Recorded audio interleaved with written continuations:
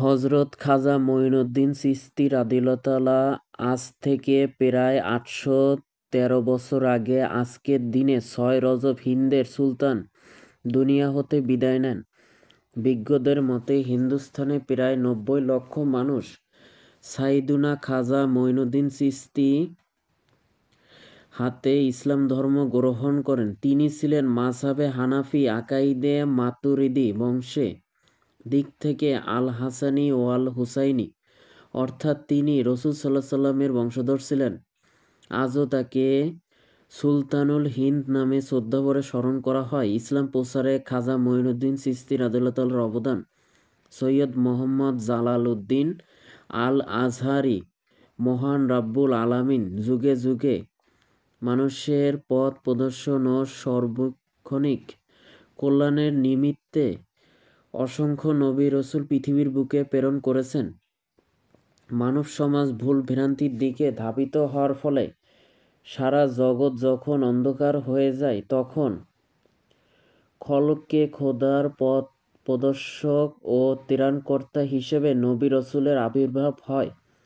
এইভাবে হযরত ঈসা আলাইহিসসালাম পর্যন্ত একজনের পর একজন নবী রাসূলের আগমনের হক সিলসিলা জারি থাকে। নবী রাসূলগণের ধারাবাহিকতা সমাপ্ত হওয়ার পর আরম্ভ হয় বেলায়েতের সিলসিলা।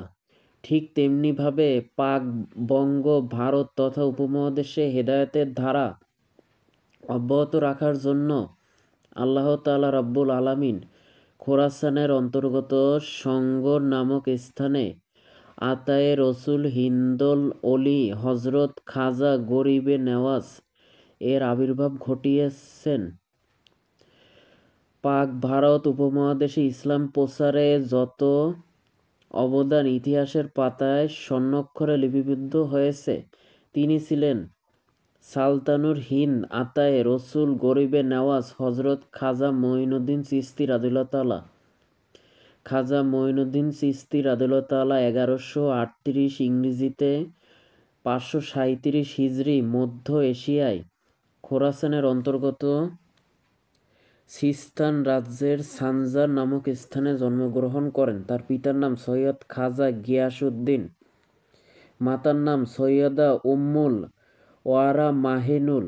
পিতার দিকে তিনি শেরে খোদা হযরত আলী রাদিয়াল্লাহু তাআলার চতুর্দশতম এবং মাতার দিকে তিনি খাতুনে জান্নাত হযরত ফাতিমা জোহরা রাদিয়াল্লাহু তাআলা আনহার দ্বাদশতম বংশধর। মাতৃকুল হযরত হাসান রাদিয়াল্লাহু তাআলা আনহু ও পিতৃকুল হযরত হোসেন রাদিয়াল্লাহু তাআলা আনহু পর্যন্ত যাওয়ায় তিনি বংশে হাসানী হোসেইনি আওলাদে রসুলের অন্তর্ভুক্ত হওয়ায় অশেষ সৌভাগ্যের অধিকারী। তদুপরি তিনি উভয় দিকে অলিকুল সম্রাট গাউসুল আজম হযরত বড় পীরের বংশধর। পিতৃকুল ও মাতৃকুল উভয় দিক থেকে বস্তুত এসব কারণেই তিনি আল্লাহ প্রদত্ত অলৌকিক শক্তি বলে কামালিয়াতের উচ্চতম শিখরে আরোহণ করেছিলেন। পরে সপরিবারে খোরাসান শহরে হিজরত করেন। মাত্র ১৫ বছর বয়সে বাবা মা উভয়েই হারান। হুজুর গরিবে নেওয়াজ পিতার সান্নিধ্যে প্রাথমিক দ্বীনী শিক্ষা অর্জন করেন। ৯ বছর বয়সে তরজমা সহ পবিত্র কোরআন শরীফ মুখস্থ করেন। অতঃপর ১৩ বছর পর্যন্ত পিতার সার্বিক তত্ত্বাবধানে কোরআন, হাদিস, ফিকহ, উসুল, তাফসির, আরবি সাহিত্য, ব্যাকরণ, মান্তিক, হিকমত, দর্শন ইত্যাদি বিষয়ে গভীর ব্যুৎপত্তি লাভ করেন। এছাড়াও তিনি প্রখ্যাত হাদিস বেত্তা ইমামুল হারামাইন হযরত আবুল মাআলি এর নিকট শরীয়তের বিভিন্ন শ্রুতি সূক্ষ্ম বিষয়ে পাণ্ডিত্য লাভ করেন। সমরকান্তের বিখ্যাত আলেম হযরত শরফুদ্দীন ও বোখারার বিখ্যাত মুহাদ্দিস হযরত হুসামউদ্দীন রাদিয়াল্লাহু তাআলার নিকট দীর্ঘ ৫ বছর অধ্যয়ন করে আনুষ্ঠানিক শিক্ষার কর্তৃত্বপূর্ণ পূর্ণতা অর্জন করেন। ইলমে মারেফত বা দিব্য জ্ঞান ও বাইয়াত গ্রহণ পিতার ওয়ারিশ সূত্রে তিনি একটি ফলের বাগান প্রাপ্ত হন। বাগানে পরিচর্যা দেখাশোনা করে এর উৎপাদনে তিনি জীবিকা নির্বাহ করতেন। একদিন ওই বাগানের পরিচর্যাকালে হযরত ইব্রাহিম কান্দুজি নামে এক মাজযুব কলন্দর অলি আল্লাহ সেখানে উপস্থিত হন। খাজা বাবা দরবেশকে তাজিমের সঙ্গে বসিয়ে তৃপ্তি সহকারে বাগানের ফল খেতে দেন। দরবেশ খুশি হয়ে নিজ ঝুলি থেকে এক টুকরো রুটি বের করে নিজ মুখে চিবিয়ে কিছুটা খাজা মঈনুদ্দিন চিশতি রাদিয়াল্লাহু তাআলাকে খেতে বললেন। খাজা বাবা পরম আদব ও ভঙ্গির সঙ্গে সাগ্রহে তা খেয়ে নিলেন। সঙ্গে সঙ্গে তার মনের রাজ্য খোদাই নূরে আলোকিত হল। আল্লাহ প্রেমের প্রবল তরঙ্গে তার সব অযুত প্লাবিত হল। এরপর আধ্যাত্মিকতার আদম্য আকর্ষণে তিনি বাগান বিক্রি করে তা আল্লাহর নামে দান করে সামান্য রাহ খরচ নিয়ে অজানার উদ্দেশ্যে বেরিয়ে পড়েন। অভাবনীয় ও অবর্ণনীয় রুহানি আকর্ষণীয় নিয়ে তিনি আল্লাহর নৈকট্য লাভের অন্বেষায় নিমগ্ন হলেন। আল্লাহর ভাবে ব্যাকুল হয়ে তিনি দেশ বিদেশ ঘুরে বেড়াতে লাগলেন। বুখারা, ইরাক, নিশাপুর প্রভৃতি জায়গায় যেখানে অলি বুজুর্গ দরবেশের সন্ধান পান সেখানেই অবস্থান নিয়ে ইলমে মারেফত অর্জনে আল্লাহর সন্ধানে সফর অব্যাহত রাখেন। এভাবে হযরত খাজা মঈনুদ্দিন চিশতি বোখারা থেকে নিশাপুরে আসেন। নিশাপুরে এসে এখানকার হারুন নামক একটি ছোট শহরে সেখানে যুগশ্রেষ্ঠ অলি হযরত ওসমান হারুনির সন্ধান পান, যিনি হাজী শরীফ জিন্দানি এর শিষ্য ও প্রধান খলিফা। তিনি ছিলেন তৎকালীন ইলমে মারেফতের রহস্যজ্ঞানী মহান আধ্যাত্মিক তাপস। খাজা গরিব নেওয়াজ এ মহাপুরুষের দরবারে উপস্থিত হন আর একান্ত অনুগ্রহে তার নিকট দ্বীন শিক্ষা গ্রহণের অভিপ্রায় ব্যক্ত করেন। গরিব নেওয়াজের চেহারা দৃষ্টি করতেই তিনি বুঝেছিলেন এ যুবক কালে একজন অসাধারণ কামিল দরবেশ হয়ে উঠবেন। তাই তিনি পরম আগ্রহে তাকে শিষ্যত্বে কবুল করে নিলেন। অলিয়ে কামেল খাজা ওসমান হারুনি তার শিষ্যের মধ্যে বেলায়েতের ঝলক দেখতে পেয়ে খাজা মঈনুদ্দিন চিশতি রাদিয়াল্লাহু তাআলাকে খিলাফত প্রদান করেন। তখন থেকেই তার আধ্যাত্মিক সাধনার যুগ শুরু হয়। তার জীবনী গ্রন্থে জানা যায় প্রায় ২০ বছর তিনি পীরের খেদমত করে তার সোহবত থেকে নিজের আধ্যাত্মিকতার উৎকর্ষ সাধন করেন। খাজায়ে খাজেগান আপন পীর মুর্শিদের অনুমতি ক্রমে জ্ঞানী গুণী পণ্ডিত দার্শনিক সহ অসংখ্য অলির সাথে সাক্ষাৎ করেন। খাজা বাবা বাগদাদ শরীফে গাউসুল আজম বড় পীর হযরত আব্দুল কাদের জিলানী এর সহচর্যে ৫৭ দিন অবস্থান করেন। এই সময় গাউসে পাক খাজা বাবাকে উদ্দেশ্য করে বলেছিলেন, ইরাকের দায়িত্ব শায়েখ শিহাবুদ্দীন সোহরাওয়ার্দীকে আর হিন্দুস্তানের দায়িত্ব আপনাকে দেওয়া হলো। একই সুসংবাদ খাজা বাবা মদিনা শরীফের রওয়াজে আকদাস জিয়ারতকালে নবী করিম সাল্লাল্লাহু আলাইহি ওয়াসাল্লাম এর পক্ষ থেকে পেয়েছিলেন। প্রিয় নবী সাল্লাল্লাহু আলাইহি ওয়াসাল্লামের দরবারে খাজা গরিবে নেওয়াজ খাজা মঈনুদ্দিন চিশতি হজ পালনের উদ্দেশ্যে রওনা হলেন। মক্কায় হজ পর্ব শেষ করে মক্কা শরীফ থেকে হযরত খাজা বাবা মদিনা শরীফে আসেন। অতি শ্রদ্ধা ভক্তি এবং নম্রতার সহিত হুজুরে পাক সাল্লাল্লাহু আলাইহি ওয়াসাল্লামের মাজার শরীফে হাজির হন। প্রত্যেক দিনের ন্যায় নামাজের জন্য মসজিদে নববীতে উপস্থিত হঠাৎ খাদিম সাহেবকে হুজুর করিম সাল্লাল্লাহু আলাইহি ওয়াসাল্লাম নির্দেশ করলেন মঈনুদ্দিন চিশতিকে উপস্থিত করা। হযরত খাজা গরিবে নেওয়াজ এই শব্দ শোনা মাত্রই তিনি খাদিম সাহেবের নিকটে পৌঁছলেন। খাদিম সাহেব তাকে রওজা শরীফে পৌঁছিয়ে আরজ করলেন, ইয়া রাসূলুল্লাহ সাল্লাল্লাহু আসাল্লাম, খাজা মঈনুদ্দিন চিশতি উপস্থিত। এ কথা বলা মাত্রই রওজা শরীফের দরজা নিজ হতেই খুলে গেল। হুজুরে পাক সাল্লাল্লাহু আসাল্লাম জ্যোতিময় চেহারার আবির্ভূত হয়ে ইরশাদ ফরমান, হে কুতুবুল মশায়েক, ভিতরে এসো। হযরত খাজা বাবা আত্মহারা হয়ে রওজা শরীফের ভিতরে প্রবেশ করলেন। সেখানে নূর ও জ্যোতি দেখে তিনি বিমুগ্ধ ও বিমূঢ় হয়ে যান। যখন খাজা বাবা এর হুঁশ অর্থাৎ জ্ঞান ফিরল, তখন হুকুম হলো, হে খাজা মঈনুদ্দিন, তুমি আমার দিনের মঈন। আজ আমি তোমাকে হিন্দের বেলায়েত দান করলাম। তুমি হিন্দুস্তান যাও এবং আজমির নামক স্থানে দ্বীনের প্রচার করো। খোদা তোমাকে বরকত দান করবেন। সুসমাচার শুনে পরিতৃপ্ত হলেন খাজা মঈনুদ্দিন চিশতি। পরনেই চিন্তিত হলেন তিনি, কোথায় আজমির, বিশাল হিন্দুস্তানের কোথায় রসূল সাল্লাল্লাহু আসাল্লামের নির্দেশিত আজমির? চিন্তিত অবস্থায় হয়ে পড়লেন হযরত খাজা মঈনুদ্দিন চিশতি রাদিয়াল্লাহু তাআলা। সেই অবস্থায় তিনি দেখলেন হুজুর পাক সাল্লাল্লাহু আসাল্লাম তার শিয়রে উপবিষ্ট। তিনি তাকে আজমির শহরের দৃশ্য দেখিয়ে দিলেন, সেই সঙ্গে দিয়ে দিলেন প্রয়োজনীয় পথ নির্দেশনা। এরপর দয়াল নবী সাল্লাল্লাহু আসাল্লাম তার হাতে দিলেন একটি সুমিষ্ট আনার। তারপর তার জন্য দোয়ায় খায়ের করে যাত্রা শুরু করার নির্দেশ দিলেন। আজমিরের শুভাগমন।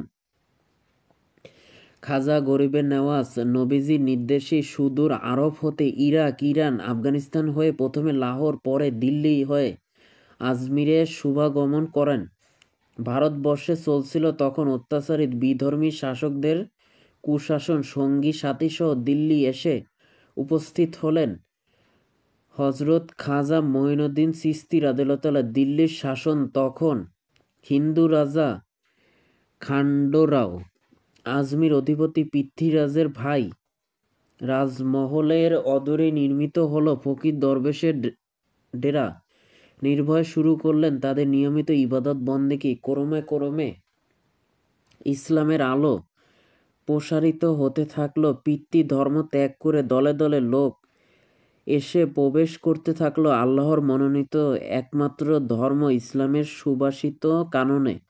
কিন্তু গন্তব্য তো এখানেই নয়, এগিয়ে যেতে হবে আরও সম্মুখে। রসুল পাক সাল্লাল্লাহু আসাল্লাম এর নির্দেশিত সেই আজমিরে আকর্ষণ একই সময় উদ্বেলিত করে তুলল খাজা মঈনুদ্দিন চিশতির অন্তরকে। দিল্লির কুতুব হিসেবে নির্বাচিত হলেন হযরত কুতুবউদ্দিন বখতিয়ার খলজির কাকিকে।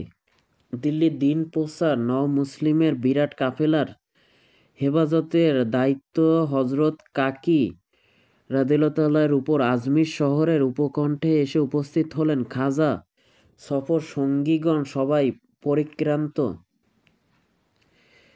পরিশ্রান্ত, বিশ্রামের ব্যবস্থা করতেই হয়।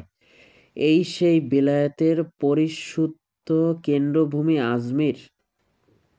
চারদিকে পাহাড়, পাথর, মরুভূমি। নিকটেই বিছায়া। এখানেই বিশ্রামের জন্য উপবেশন করলেন দরবেশদের কাফেলা। স্থানটি ছিল রাজা পৃথ্বীরাজের উষ্ট্রপালের বিশ্রামস্থল। রাজার লোকেরা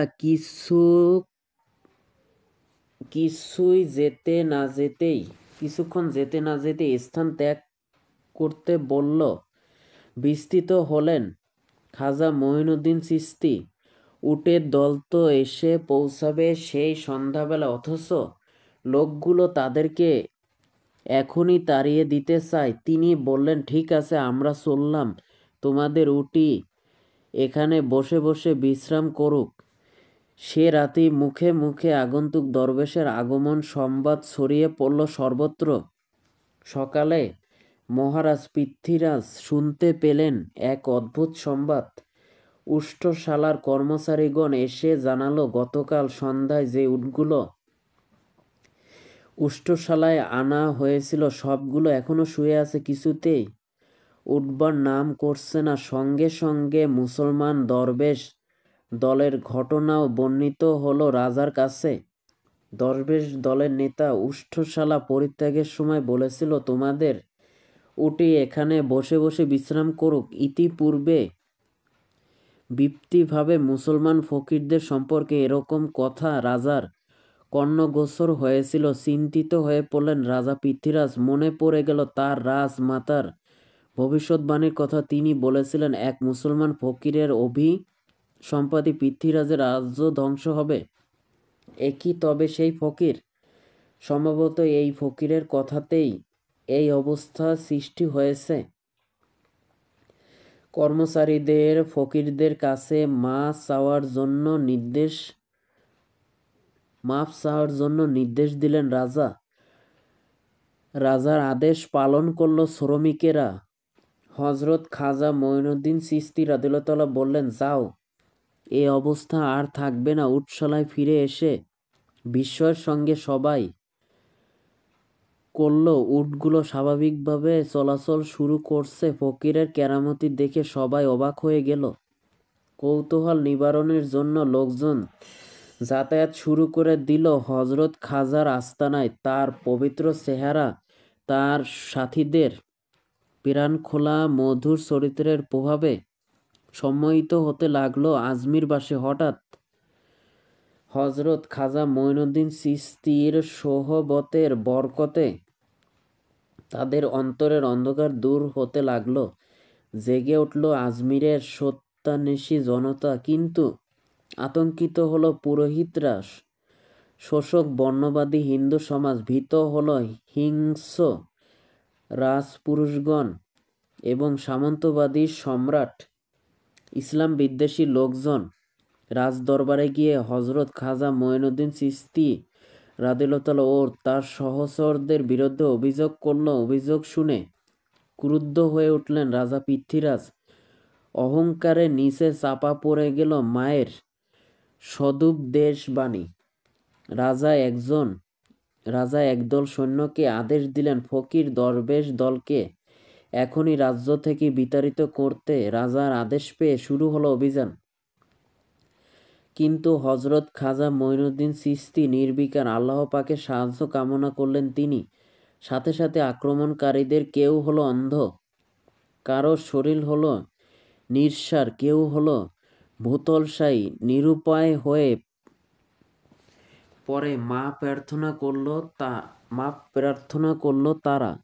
দয়ার সাগর, গরিবের নেওয়াজ হযরত খাজা মঈনুদ্দিন চিশতি রাদিয়াল্লাহু মাফ করে দিলেন সবাইকে। রাজা পৃথ্বীরাজ ভেবে কুল পেল না কি করবেন তিনি। সমরাস্ত্র, সুসজ্জিত সৈন্যদল, কোনো কিছুই যে আর কাজে আসছে না। এক দুরাগত ফকিরের নিকট পরাজয় বরণ করতে হবে তাকে। ঐশ্বরিক মতাদর এই ফকিরের আনুগত্য স্বীকার করবেন নাকি তাকে বিতাড়িত করার প্রচেষ্টা অব্যাহত রাখবেন? এ কি বিস্ময়কর সংকট!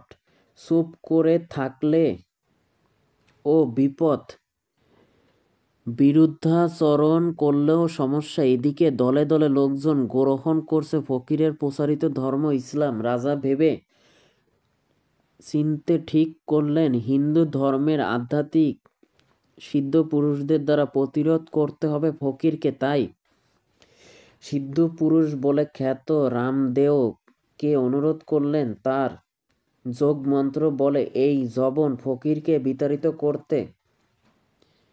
রামদেও রাজি হলেন। তার দীর্ঘ সাধনালব্ধ শক্তিতে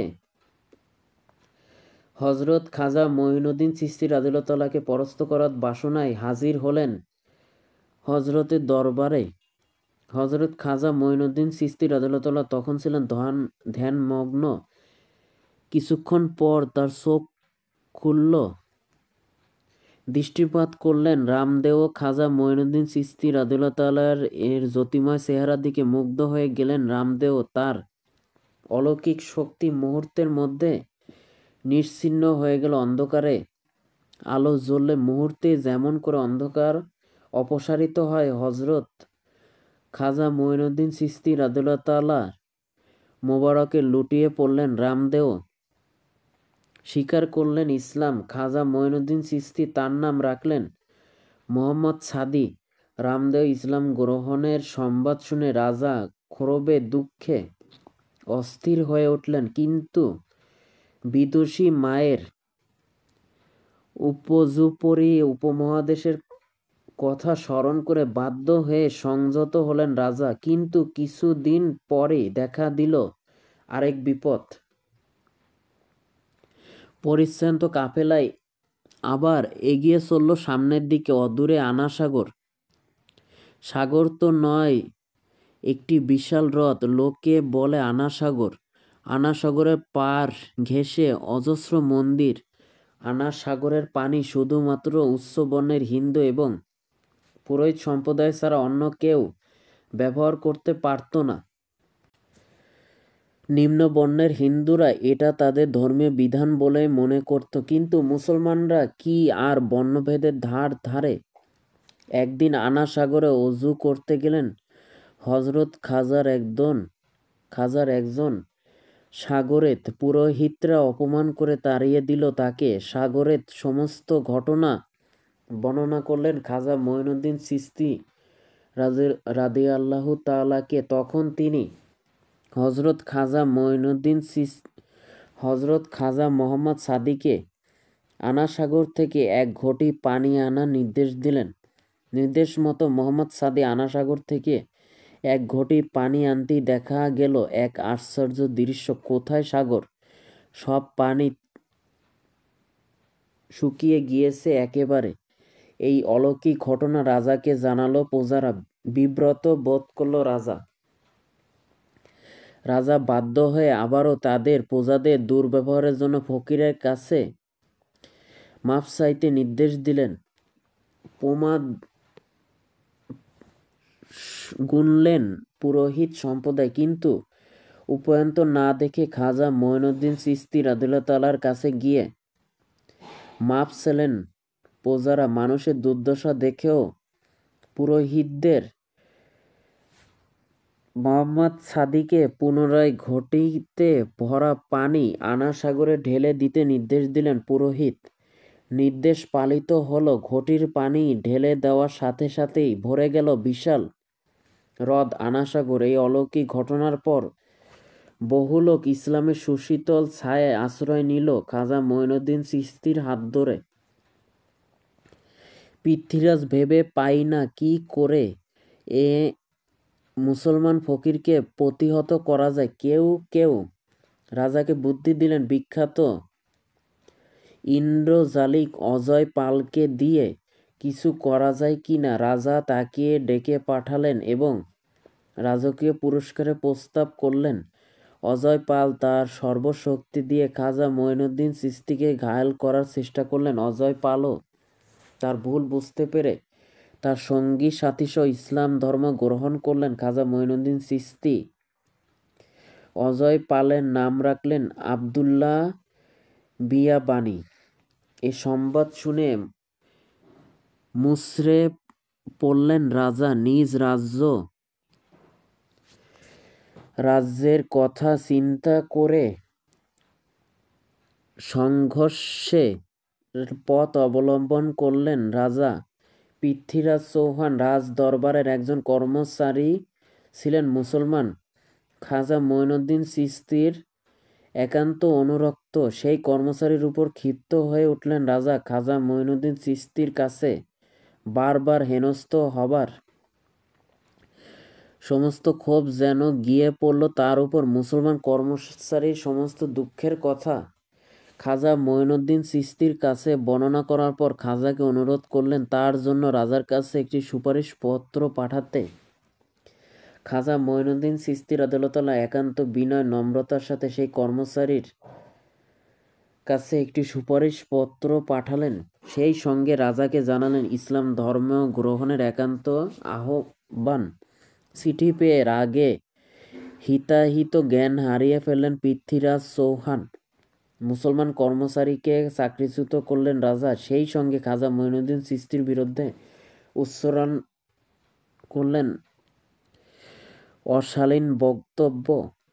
সংবাদ শুনে খাজা মঈনুদ্দিন চিশতীর প্রেমময় অন্তরেও প্রজ্বলিত হলো রুদ্র রোষের আগুন। তিনি এক টুকরো কাগজ লিখে পাঠালেন, রাজা পৃথ্বীরাজকে, মান তোরা জেন্দা বদস্তে লস্করে ইসলাম বস পর্দম, অর্থাৎ আমি তোমাকে তোমার জীবনাবস্থাতেই মুসলিম সেনাদের হাতে সুপর্দ করলাম। ইতিপূর্বে দুইবার হিন্দুস্তান আক্রমণ করেও সফল হতে পারেনি সুলতান শাহাবুদ্দিন মোহাম্মদ ঘুরি। তিনি স্বপ্নে দেখলেন সেরেদ সুরভ্য বস্ত্রাভূত এক জ্যোতির্ময় মহাপুরুষ তাকে বললেন, যাও, তোমাকে আমি হিন্দুস্তান শাসনের দায়িত্ব দিলাম। এ শুভ স্বপ্ন দেখে সুলতান মনস্থির করলেন হিন্দুস্তান অভিযান শুরু করার।